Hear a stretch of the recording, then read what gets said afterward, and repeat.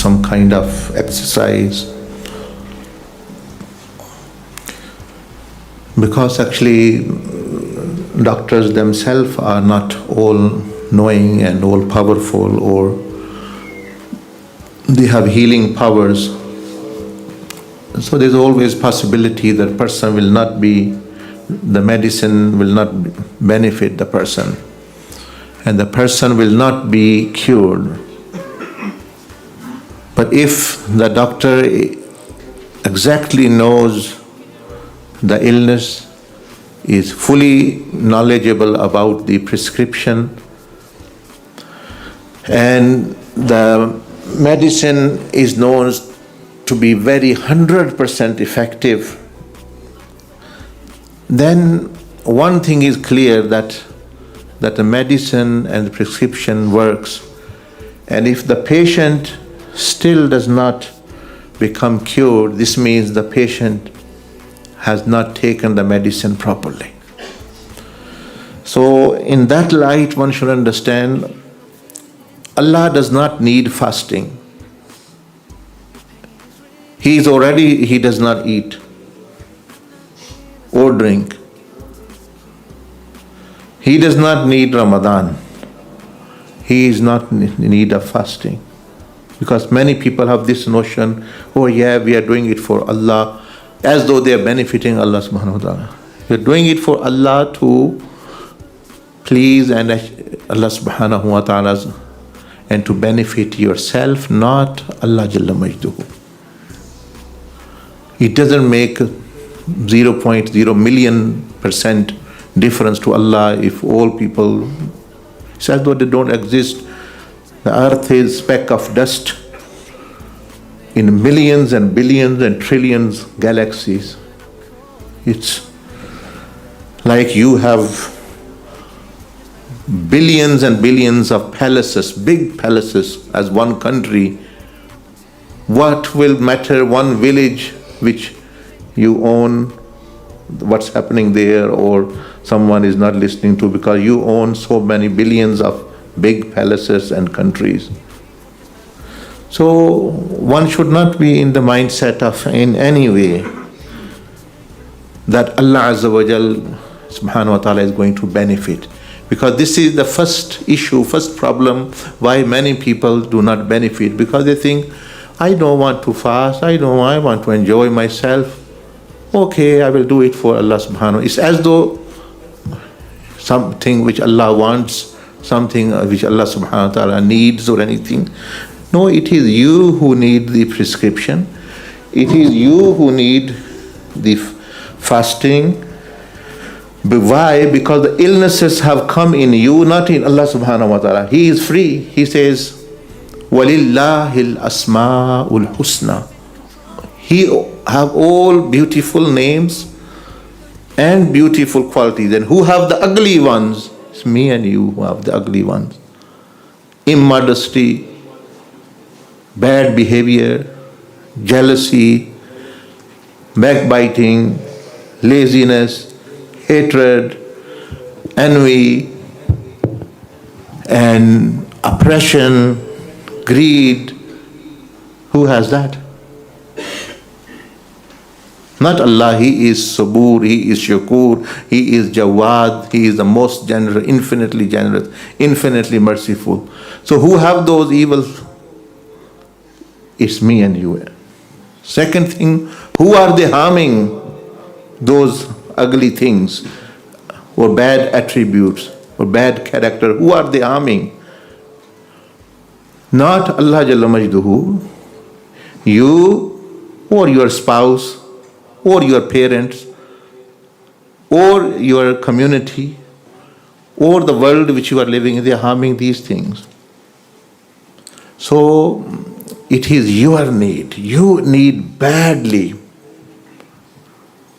Whilst Allah subhanahu wa ta'ala does not need it at all.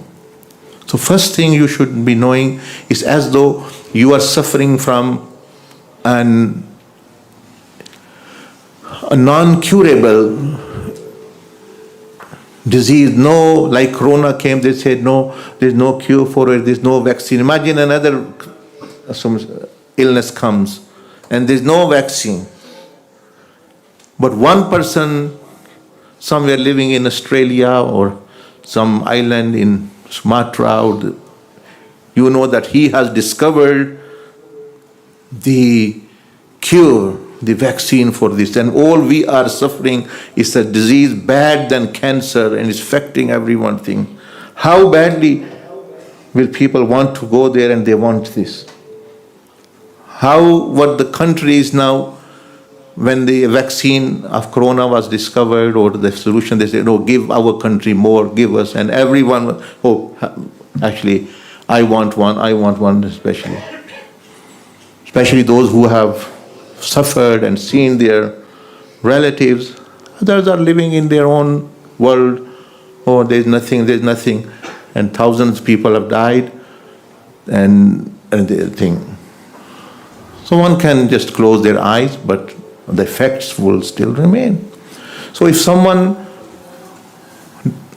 develops a cure for cancer, and you have cancer, you have cancer in the liver, you have cancer in the blood, who will need that cure then? It's you. So much worse is the condition now, the cancer of sin and bad attributes and bad behavior is destroying not your body, your iman, and your relationship with the people, and your relationship with the Creator, and it's also destroying yourself, like cancer destroys your physical body. So these evil things destroying even yourself, and also your life here forever.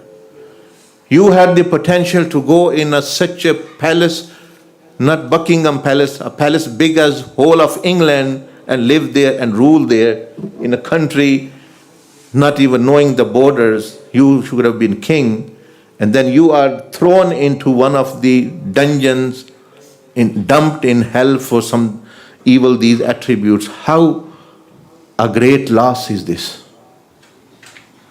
How a great loss is this? That's why Allah subhanahu wa ta'ala said, "Wal asri innal insana lafi khusr." That a human being is in loss, except actually what Allah Azza wa Jal mentioned. So one should have this kind of mindset in the beginning, that I need it badly and it is for me. Forget about, what it is fard, yes, but you need it anyway. That is mercy of Allah, He had made it fard.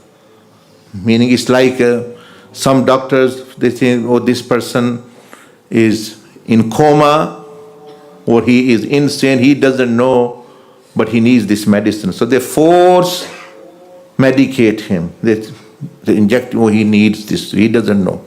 That's our situation. We are mad and here, there, and then little bit of difficulty come, and then we weep and wail like actually whatever you can say. So one of the scholars, Imam Ibn al-Qayyim, he gave a very beautiful example of Ramadan. He said that the example of Ramadan is the example of the 12 sons of Sayyidina Yaqub alayhi salam. So he had 11 brothers and 12th one was Yusuf. So he said from amongst those 12, there are 12 months, Sayyidina Yusuf was most beloved to Allah and Sayyidina Yaqub. Ramadan is the most beloved month to Allah subhanahu wa ta'ala. And like those 11 did something inappropriate, they were jealous, they put him in they sold him as a slave, they actually tried to kill him basically. So they did all these evil things, the 11 of them. So we also sometimes are doing all kinds of evil things in 11 months, like the brothers of Sayyidina Yusuf alayhi salam. But when they went to Sayyidina Yusuf alayhi salam, when he was king, he had a mercy and blessing upon them. He said, I forgive you. I will ask Allah subhanahu wa ta'ala to forgive you. And I don't hold you accountable. So similarly, that like Sayyidina Yusuf, the 12th month, Ramadan is a mercy and blessing. If you bring the evil deeds of 11 months properly to this month and to present to this month you will be blessed. He can, like the Yusuf al-Islam, source of a blessing and peace for his brothers. Ramadan can be for your other 11 months. What other lesson? Sayyidina Yaqub alayhi salam, he was living every day, but his eyes, he lost his sight. He was living with his sons, his wife, but he was not gaining his eyesight. Only the shirt, the jubba, the qameez of Hazrat Yusuf, the 12th son, came, and when he put that qameez onto his eyes, his eyesight returned. So the 12th one, meaning 11 months we are not benefiting, or some people we are not benefiting from our friends and things. In this month, try to sit with someone who is connected to the Creator. And you might be also be able to smell the scent of closeness of Allah, the qurb of Allah. When you sit with someone, and like Sayyidina Yaqub alayhi Islam's eyesight returned, although his heart was illuminated, our blind hearts might also rekindle. Our blind hearts might be able to see by sitting with someone, not sitting with any willy-nilly here, there, normal here, there people. They will not benefit you. Like Yaqub alayhi Islam's sight didn't come with interaction with others. It came just qameez and the smell, fragrance, scent of that qameez, his eyesight returned.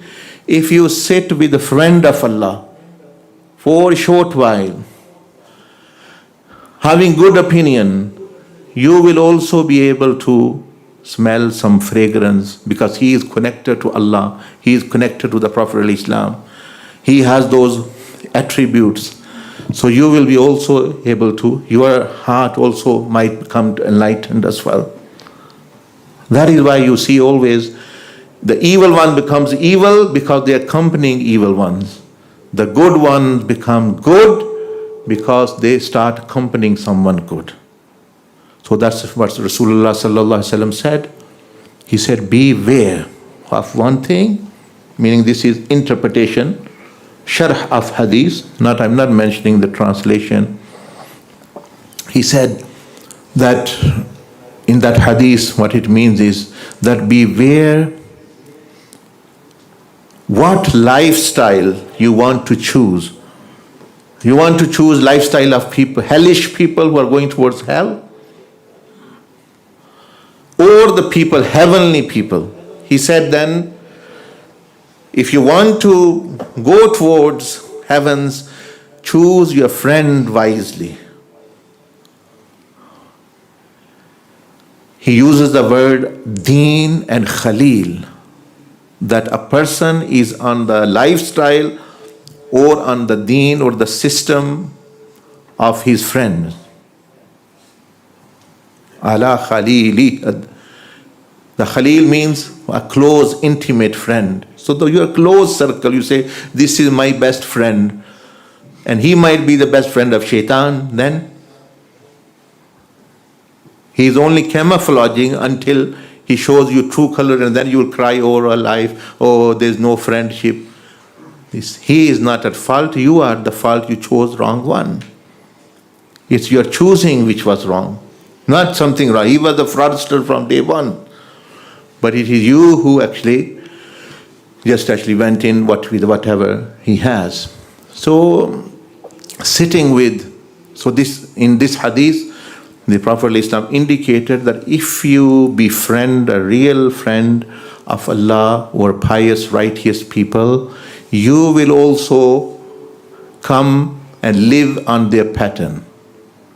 Why were the Sahaba, Rizwan Ajmain, They were, when the people saw them, they show a reflection of Rasulullah alayhi salatu wasalam. Why? Because their friend was Rasulullah sallallahu alaihi wasallam, greatest friend, and Khalil, and they loved him annually. And this has effect. No matter you love a prophet or you love shaitan, you will go on their deen. The deen, the system of shaitan, also actually they will go. So one should be aware of that actually. Before Ramadan, one should try to see that what type of people you are in. This will affect you definitely. If you look at yourself and your way of talking, your way of sleeping, your way of doing things, you can see who your friend is, who your real friend is. You can see your friend in the mirror. Yeah. Because that's the actually reality. Even if you befriend or come in love with whatever, even a profession or a sport like football, cricket, or actually a dancer, the color, the effect of those people will come on you definitely. You will come on their deen. Meaning, deen means system, a way of life. How actually? So if you want to go towards London, then get on the right motorway.